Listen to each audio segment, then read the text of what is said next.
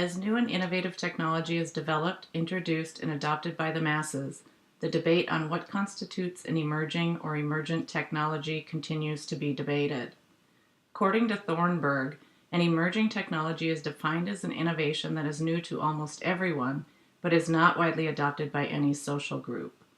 While Rogers suggests that an innovation can be considered emergent once it is first introduced to a particular social demographic.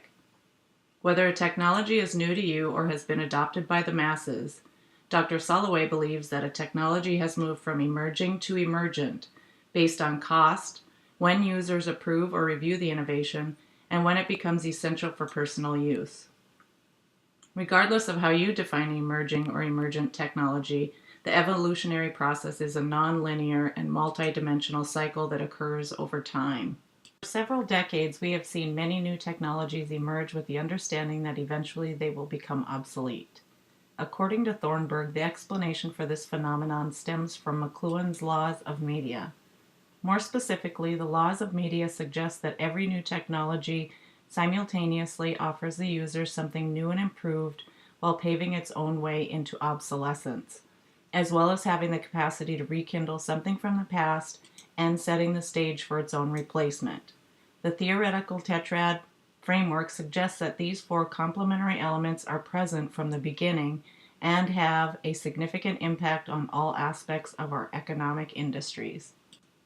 For example, in higher education, technology can be implemented to enhance how we work to support students so that they can persist and complete their program of study.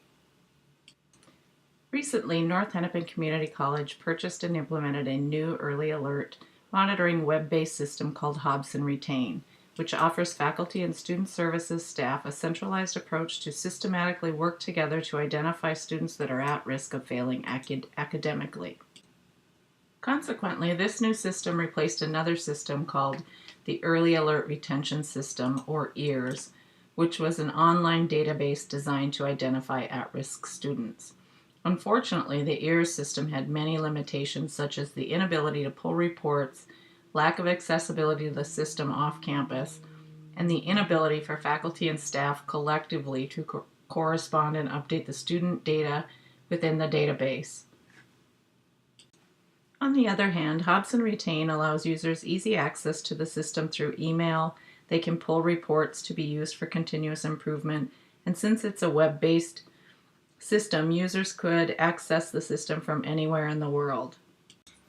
Like most individuals within a system, there has been a strong resistance to adopt this new system because many of the users had just become comfortable with the old system. Additionally, the new system has a substantial price tag tied to it that the older model did not. Unfortunately, this system has not reached critical mass, and the college has concerns that it may never be fully adopted by the campus as a whole. For these and many other reasons, the political climate surrounding the implementation of this particular system, the leadership team opted not to comment on any aspect of this technology. On the other hand, several end users offered to give input on how they have adopted and begun to fully integrate this system into their daily work routines because of the benefits the system offers them to help students become successful. So my name is Ben Mullen. I work at North Hennepin Community College as a general advisor in the Counseling, Advising, and Career Planning Office. And I'm just going to share some of my thoughts on moving from one system of EARS, which is Early Alert Referral, into a new system for that same process. The old system of EARS had its benefits and its drawbacks. Its main drawback was that it was an online system where you had to log in. It was tedious to go through it, and you had to devise all the emails and track all the emails yourself, as well as calling all the students. So that was kind of a big drawback to it. You had to really keep on track with a lot of different emails in all different directions and a lot of different contacts.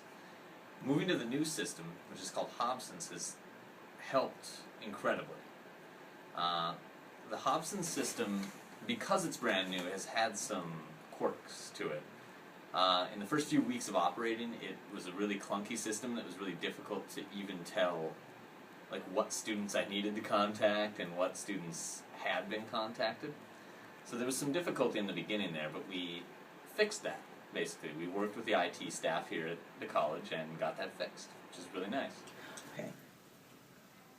I believe that the Hobson system does make it much easier. Everything is in one place. So we no longer have to enter the ear system, contact our student, put notes in, and then go to our Image Now system, which is where we keep the majority of our notes, and copy the same thing, and then copy the form into it.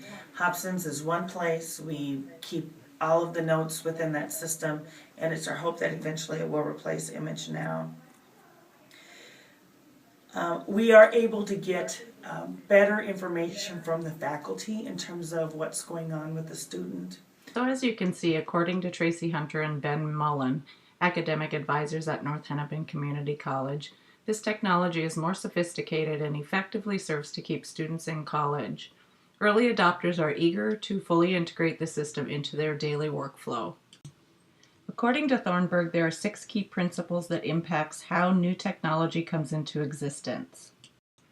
The first key principle highlights evolutionary technology, which focuses on how new tools are refined or improved versions of the previous technology iteration. The newer version of technology allows users to more effectively complete their work. I believe the Hobson retention tool is an evolutionary technology because it is a new and refined and improved version of the ear system, which was the previous technology iteration at North Hennepin Community College.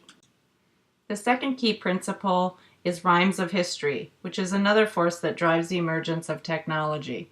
According to Thornburg, a rhyme in history is an effect or effort of a new development that rekindles something from the past.